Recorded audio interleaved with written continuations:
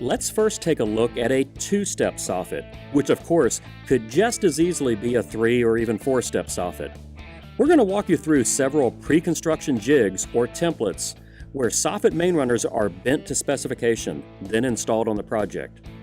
Here we have created a story pole on the edge of the jig table, which helps us to know where to mark and cut our main runners prior to bending. Here we are running 3 feet prior to cutting a V into the web of our main runner, then terminating with a 6-inch final upturn. We're going to clamp our main runner to our story pole, then mark the cut locations. A piece of 5/8-inch drywall works great as a jig table because it's readily available and has square factory corners that we will use later. Scribing the grid face at our cut locations helps ensure a clean, straight bend once we bend at the main runner.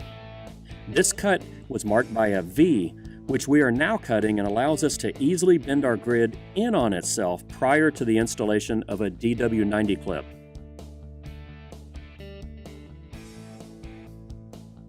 Our next cut is just a straight cut because we will be bending the grid away from itself and installing a DW90 clip.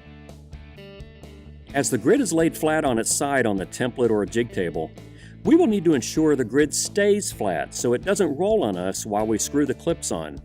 Well, half of a main runner is 5/8 of an inch, so if we rest it on top of 5/8-inch drywall, it's guaranteed to lay flat while we screw our clips on. If we are bending around a factory edge of drywall, we can be assured that our bends will be spot on 90 degrees. DW90 clips are available in 250-piece buckets through your local Armstrong distributor. Overnight quantities of 50 are also available through our Fast Ship program, also through your local Armstrong distributor. When screwing anything to drywall grid, always use SharpPoint 7/16-inch framing screws, not self-tappers. We are now finishing up the final 6-inch upturn of our two-step soffit main runner. If you are making these off-site, simply nest them together and shrink wrap the 100+ mains you've made, then take them out to your project.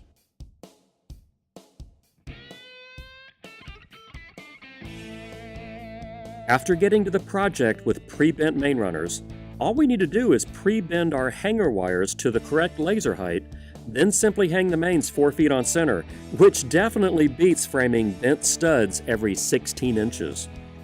Because we need framing every 16 inches to screw our drywall to, we are now stabbing in 4-foot drywall cross tees on 16-inch centers, since it's only the cross tees that we screw the drywall to. Next, we move over 4 feet and hang our next bent drywall main runner. Here, we are installing 16 running feet of this stepped drywall soffit. Using this prefabbed hang-by-wire method, we pumped out 16 running feet of soffit in just 20 minutes. When you consider traditional stud frame soffits typically only realize 50 running feet installed per man day, these production rates with drywall grid soffits will make you significantly more competitive on your next project. Prior to installing our cam utility angle at the soffit bends, we need to square up the soffit. Here a dry line is being run directly underneath a cross tee route hole on the bent main runners.